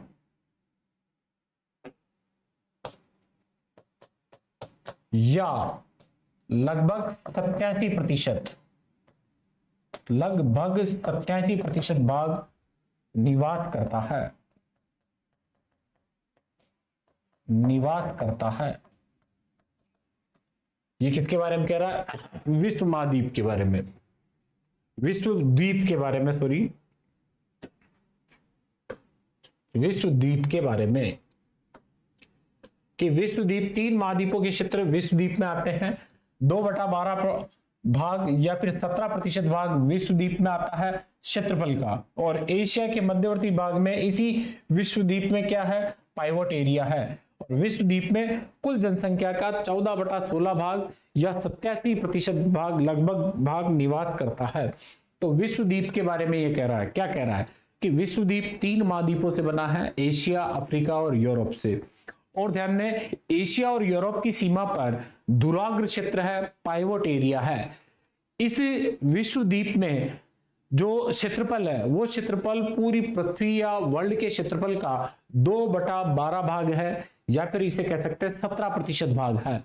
और स्थल भाग का कितना है? तो लगभग 66%, 2/3 भाग है। क्वेश्चन बड़े सावधानी से जवाब देना है जो मैंने बोला है। अगर वो पूछे स्थल भाग का कितना है तो 2/3 है। और संपूर्ण पृथ्वी का कितना है? 2/12 या फिर 17% भाग विश्वद्वीप में आता है। एशिया के मध्यवर्ती भाग में धुरी क्षेत्र है और विश्व द्वीप में जनसंख्या का है। ये तो फिर भी पूछे नहीं पूछे एग्जाम में, ये बार बार एग्जाम में आता है कि विश्व द्वीप में कुल कितनी जनसंख्या निवास करती है, तो कितनी निवास करती है, टोटल जनसंख्या का 87% भाग विश्व द्वीप में निवास करता है। किसमें निवास करता है? विश्व द्वीप। और विश्व द्वीप में कौन कौन से क्षेत्र आते हैं, तो देखें आप, अफ्रीका, यूरोप और एशिया, अफ्रीका, यूरोप और एशिया, ये क्षेत्र आते हैं। तो यहां बात हो गई अपनी दो बातें, किस किस की बात हो गई, विश्व द्वीप की और विश्व की, इन दोनों की, ठीक है। विश्व का हाँ 9/12 भाग क्या है, जल, और 3/12 भाग क्या है, स्थल, और उस 3/12 में से 2/12 भाग क्या है, विश्व द्वीप। ये दो बातें हो गई। और विश्व द्वीप की जनसंख्या 14/16, 14/16, ये तो बात हो गई विश्व द्वीप की। अब बात करते हैं धुरी क्षेत्र की, पाइवोट एरिया की। किसकी? पाइवोट एरिया की। तो यहां थोड़ा देखना, अब जो मैं मानचित्र लूंगा वो मैं इतना सा ही लूंगा, ठीक है, यही मानचित्र लूंगा विश्व द्वीप का, और इसी में अपन बात करेंगे सारी आगे के तीनों पार्टों की। क्लियर? चलिए,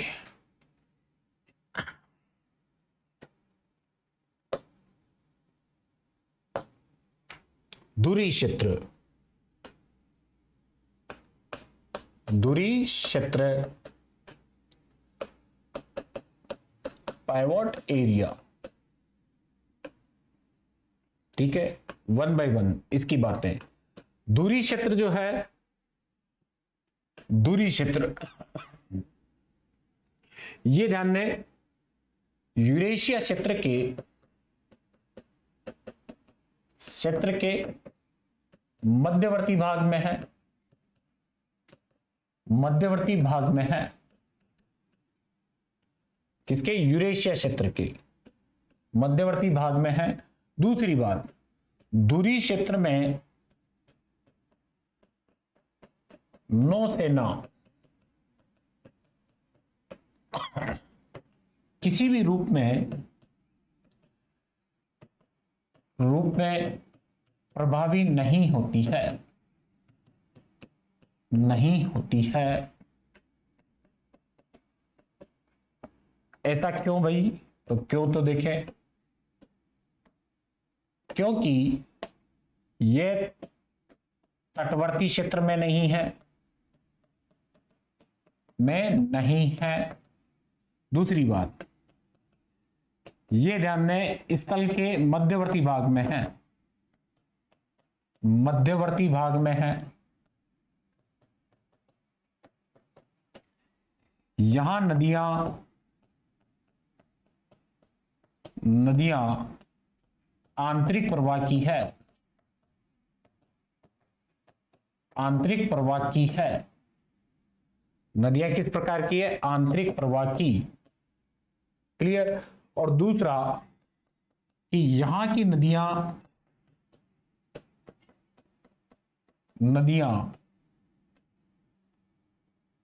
वर्ष के अधिकांश समय बर्फ से आच्छादित हो जाती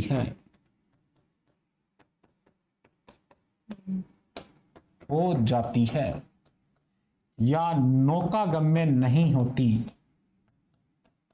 नौकागम्य नहीं होती। क्लियर? तो ये ध्यान रखना, यहां नौसेना प्रभावी नहीं होती। क्यों? क्योंकि तटवर्ती क्षेत्र में ये क्षेत्र जो है, कौन सा? धुरी क्षेत्र, तटवर्ती क्षेत्र में नहीं है, धुरी क्षेत्र स्थल के मध्यवर्ती भाग में है। यहाँ नदियां आंतरिक प्रवाह की है, यहाँ की नदियां वर्ष के अधिकांश समय में बर्फ से आच्छादित हो जाती है, बर्फ से आच्छादित हो जाती है। ये देखिए, हार्टलैंडी धुरी क्षेत्र, पाइवोट एरिया, ये पाइवोट एरिया, पाइवोट एरिया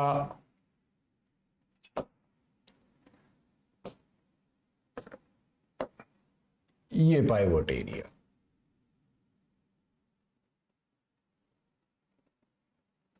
ये पाइवोट एरिया, ये आंतरिक भाग है, ठीक है। यहां आ गया यूरोप, ये यूरोप, ये एशिया, और एशिया का भी एक कौन सा क्षेत्र है, साइबेरिया, साइबेरिया। और इसके बाहर है इनर और मार्जिनल क्रिसेंट, ठीक है, आंतरिक मेखला, आंतरिक तटवर्ती मेखला।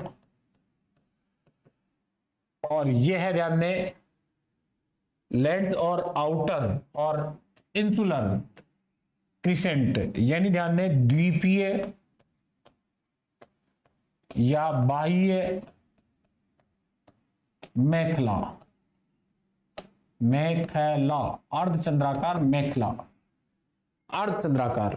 तो ये तो हो गया पाइवोट एरिया जहां जल शक्ति नहीं पहुंच पाती, और इसके बाहर का ये आंतरिक तटवर्ती मेखला जहां जल और स्थल शक्ति दोनों ही प्रभावी होती है। तो इसमें देख लें आप तीनों ही बातें, यहां तीन बड़ी इंपॉर्टेंट बातें बनती है।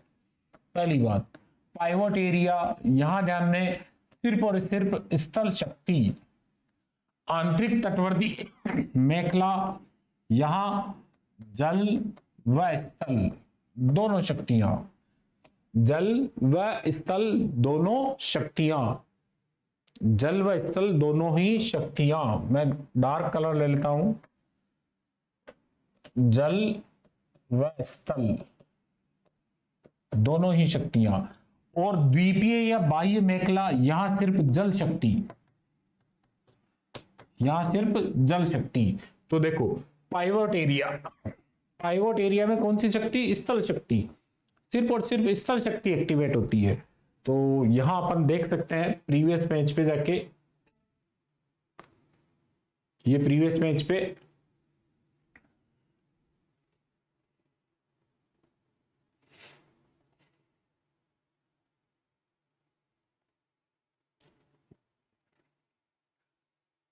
ये देखो स्थल शक्ति स्थिति का निर्धारण भविष्य के संदर्भ में महत्वपूर्ण होगा, यानी स्थल शक्ति की ही बात चल रही है, जल शक्ति की नहीं चल रही।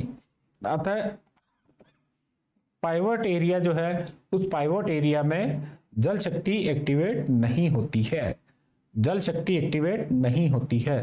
तो अब देखिए पाइवोट एरिया में एरिया कौन कौन सा आता है वो भी देख लेते हैं अपन, और क्या क्या विशेषताएं इसकी। दूरी क्षेत्र की, अकॉर्डिंग टू मैकेंडर, मैकेंडर के अनुसार दूरी क्षेत्र में परंपरागत परिवहन साधन यानी ऊंट व घोड़ों का क्षेत्र है।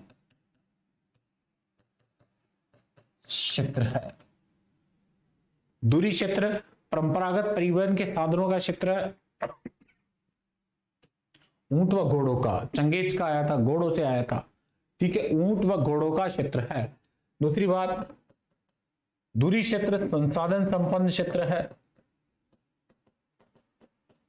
संपन्न क्षेत्र है। दूरी क्षेत्र स्टेपी घास का क्षेत्र है, घास क्षेत्र है। तो दूरी क्षेत्र में क्या क्या आते हैं, एक तो आता है रूसी साइबेरिया, दूसरा एरिया आता है मध्य एशिया, मंगोलिया, कजाकिस्तान, अरल सागर, कैस्पियन सागर, बाल्कस व बैकाल लेक, बैकाल झील, बैकाल झील, ठीक है। और ध्यान दें पामीर की गांठ का उत्तरी भाग। तो पर्वत श्रृंखलाएं, ये पर्वत श्रृंखलाएं ध्यान दें मध्य एशिया की, ये जो है पाइवोट क्षेत्र का निर्धारण करती है। तो पाइवोट क्षेत्र में रूसी साइबेरिया और मध्य एशिया का क्षेत्र होता है स्पेशली। रूसी साइबेरिया और मध्य एशिया का क्षेत्र आता है, यह पाइवट एरिया। अब मैं इसको अपने मानचित्र में बना के बता रहा हूं आपको, अपने मानचित्र में देखिए ध्यान से। यह आ गया अफ्रीका, ये अफ्रीका, और ये यूरोप, और ये हिंदुस्तान, ये चीन का पार्ट। यह आ गया कैस्पियन सागर, और ये स्कैंडिनेविया, मानचित्र लेके बैठे हैं। यह आ गया जापान, ठीक है, ये इंडोनेशिया, ये फिलीपाइंस, और यहां ऑस्ट्रेलिया, और इधर ये दक्षिणी अमेरिका, और ये उत्तरी अमेरिका, यूएसए, और ये ग्रीनलैंड, ग्रीनलैंड, ये ग्रीनलैंड, ये कनाडा, ये यूएसए, ये दक्षिणी अमेरिका, ये अफ्रीका, और ये दक्षिणी अफ्रीका, यूरोप, क्लियर, ये कैस्पियन सागर, और ये भारत, ये Indo China, Indo China IC, और ये चीन, यहां आता मंचूरिया, क्या था मंचूरिया, ये स्कैंडिनेविया, स्कैंडिनेविया। अब देखिए इसमें पहले तो पाइवोट एरिया, कि पाइवोट एरिया कहां तक है, तो कैस्पियन सागर और ये पूरा का पूरा पाइवोट एरिया कहलाता है। ये कोस्ट के टच हो रहा है, गलत है ये थोड़ा सा, ठीक है, कोस्ट के टच नहीं होता। ये धुरी क्षेत्र, धुरी क्षेत्र, पाइवोट एरिया। इस धुरी क्षेत्र में कैस्पियन सागर और घास के मैदान, यहां यूराल पर्वत श्रृंखला, ये यूराल, ठीक है, यहां आगे पामीर की गांठ और तिब्बत का पठार, ठीक है, ये मंगोलिया, ये गोबी का मरुस्थल, ठीक है, ये पूरा का पूरा एरिया क्या है, पाइवोट एरिया है, ठीक है। अब पाइवोट एरिया के बाहर की ओर, पाइवोट एरिया के बाहर की ओर, बाहर की ओर स्कैंडिनेविया, स्कैंडिनेविया से ध्यान दें अरब, अरब से भारत, भारत से इंडो चाइना, चाइना और मंगोलिया, ये कहलाती है आंतरिक तटवर्ती अर्धचंद्राकार मेखला, इनर क्रिसेंट, इनर क्रिसेंट, आंतरिक तटवर्ती अर्धचंद्राकार मेखला।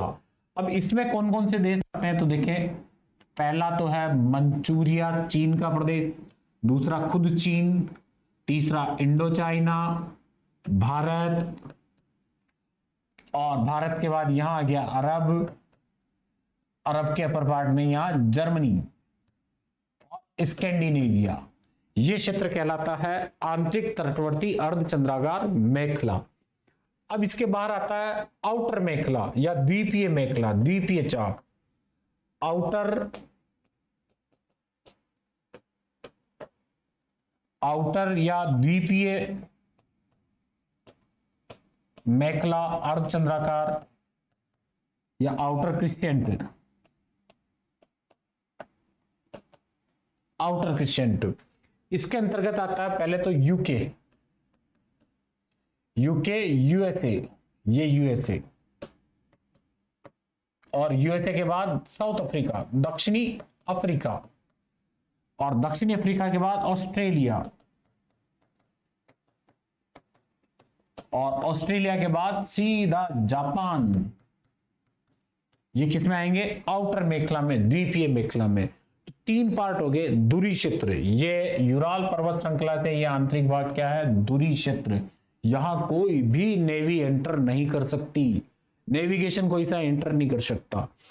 और ध्यान दें, इनर मेखला में नेवी एंटर कर सकती है, अतः स्थल शक्ति और जल शक्ति दोनों प्रभावी होती है। आप देख सकते हो कि हिंदुस्तान में आने वाले अंग्रेज जो 1600 ईस्वी में ईस्ट इंडिया कंपनी थी, वो जलीय शक्ति थी, और आंतरिक भाग में जहां जहांगीर का राज था वो कौन सी थी, स्थल शक्ति। शिवाजी के पास जल शक्ति स्थल शक्ति दोनों थी, चोलों के पास जल शक्ति और स्थल शक्ति दोनों थी।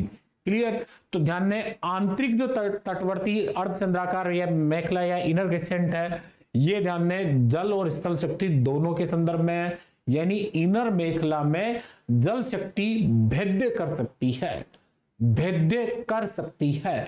क्लियर। और ध्यान दो, इसी इनर मेखला को रिमलैंड, ठीक है, स्पाइकमैन ने रिमलैंड क्षेत्र कहा। क्या कहा, रिमलैंड क्षेत्र कहा। किसको, इनर या इनर क्रिसेंट को।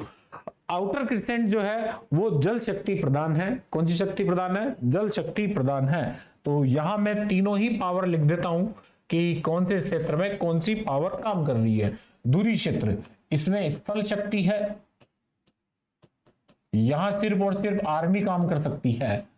और ध्यान दें, आंतरिक तटवर्ती अर्धचंद्राकार मेखला like this India, Arab, Germany, चीन, मंचूरिया और इंडो चाइना, इस क्षेत्र में जल व स्थल दोनों शक्तियां प्रभावी होती है, दोनों। और आउटर मेखला या द्वीपीय मेखला में ध्यान दें, सिर्फ और सिर्फ जल शक्ति प्रभावी होती है, जल शक्ति प्रभावी होती है। ठीक है। तो इनके क्षेत्र आपको ध्यान में रखने हैं, क्षेत्र आपको ध्यान में रखने हैं। तो मैकेंडर के अकॉर्डिंग दूरी क्षेत्र यूरेशिया क्षेत्र का मध्यवर्ती भाग है। यहां नदियां ध्यान दें नौकागम्य नहीं है, तो पावर कौन सी है, स्थल शक्ति।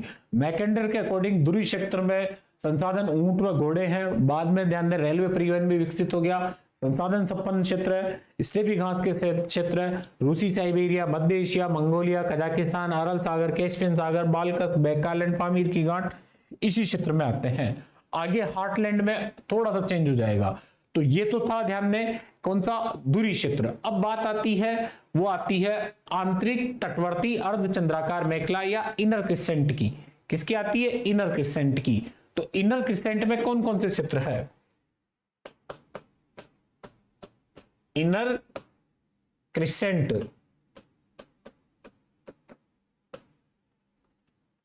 आंतरिक अर्धचंद्राकार मेखला,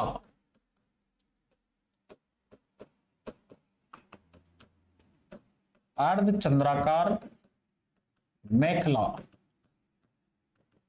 ये ध्यान में यूं चलती है और यहां स्कैंडिनेविया से स्टार्ट होती है, रूस में स्कैंडिनेविया, नॉर्वे, फिनलैंड, स्कैंडिनेविया से, और इधर मंचूरिया चीन तक चलती है, मंचूरिया चीन तक चलती है। इसमें कौन कौन से क्षेत्र आते हैं, चीन, इंडो चाइना, इंडो चीन, भारत, ईरान, अरब, और अरब के बाद जर्मनी। आखिरकार मैकेंडर ने जर्मनी लिख ही दिया, जर्मनी तक का क्षेत्र आता है।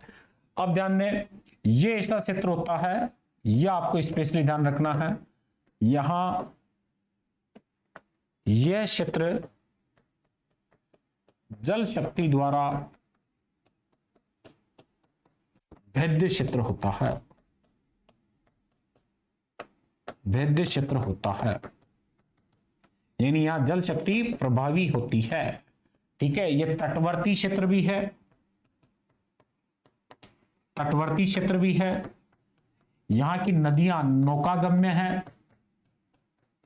नौकागम्य है, और यहां नहरें वगैरह भी है। अतः नेवी जो है यहां एक्टिवेट होती है। कौन एक्टिवेट होती है, नेवी। अतः ये क्षेत्र जो है दूरी क्षेत्र के चारों ओर है। किसके चारों ओर है, दूरी क्षेत्र की ओर, चारों ओर। फिर इसी क्रम में आगे चलते हैं, वो आता है आउटर क्रिसेंट।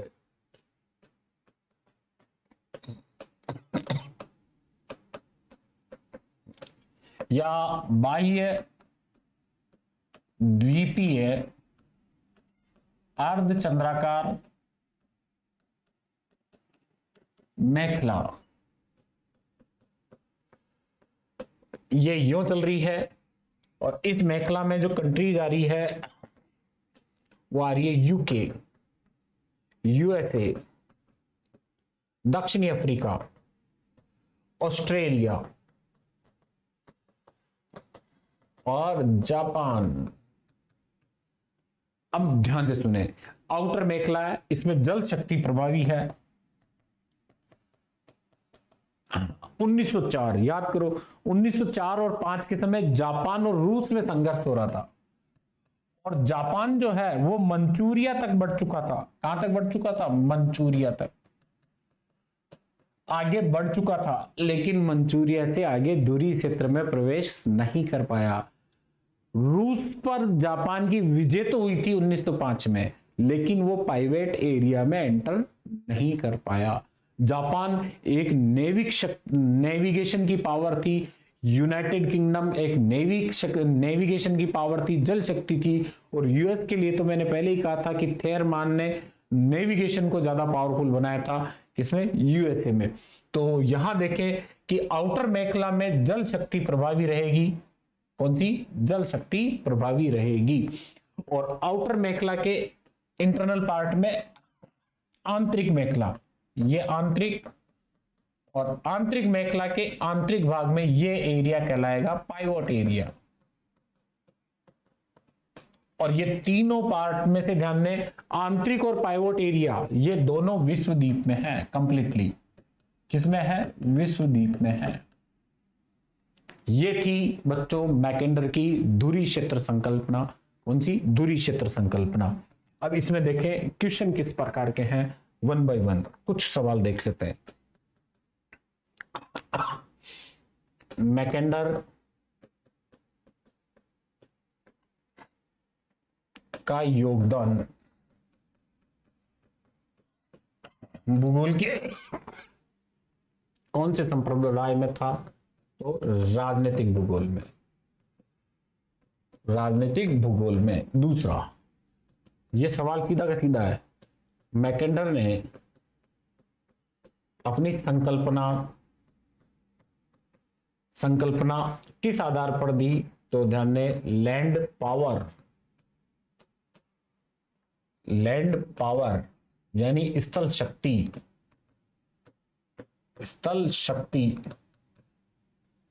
या स्थल शक्ति विन्यास। अब ध्यान दें 1904 में मैकेंडर का जो पेपर है, इस पेपर का नाम क्या था? वो था भौगोलिक धुरी, इतिहास की भौगोलिक धुरी, इतिहास की भौगोलिक धुरी, ये इस पेपर का नाम था। मैकेंडर ने हृदय स्थल की संकल्पना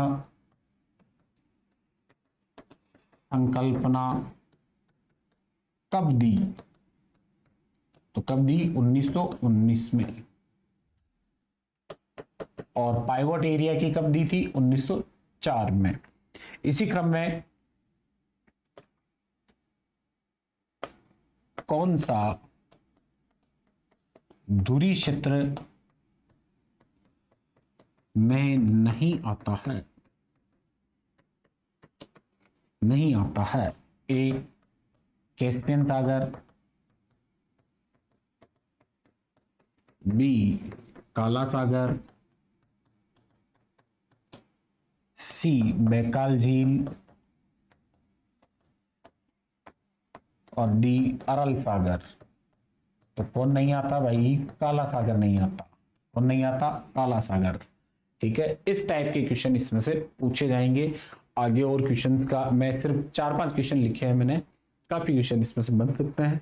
अभी तक इस क्लास में सिर्फ और सिर्फ अपन ने पाइवोट एरिया पर बात की है, हार्टलैंड अभी बाकी है दोस्तों। ठीक है, और पढ़ते रहें, स्वस्थ रहें, मस्त रहें। ज्योग्राफी द विजन में शानदार तरीके से अपन पढ़ेंगे। ठीक है, लगातार आगे टेस्ट सीरीज भी चलेगी और बड़े जबरदस्त तरीके से पढ़ेंगे अपन। तब तक के लिए नमस्कार, धन्यवाद। अगला पार्ट और बाकी है। धन्यवाद।